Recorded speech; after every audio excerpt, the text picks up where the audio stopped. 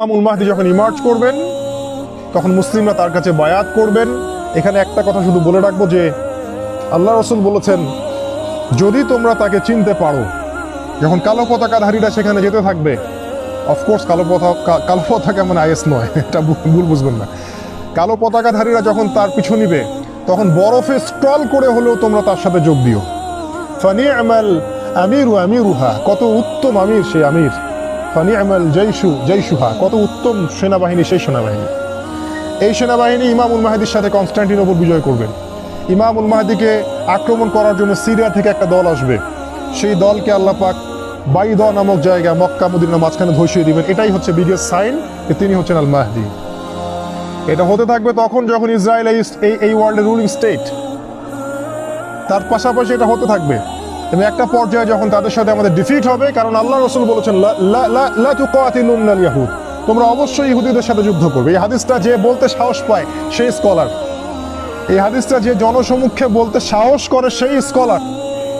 যাদের এই হাদিসগুলো বলার সাহস নাই তার স্কলার নয়। এই সত্য হাদিসগুলো যাদের বলার সাহস নাই তার স্কলার নয়।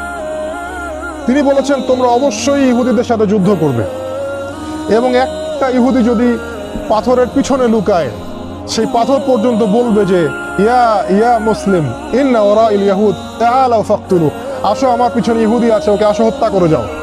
তার মানে ওদের সাথে আমাদের যুদ্ধ হবেই হবে, কারণ এই কথা কে বলেছেন? রাসূল সাল্লাল্লাহু আলাইহি ওয়াসাল্লাম বলেছেন।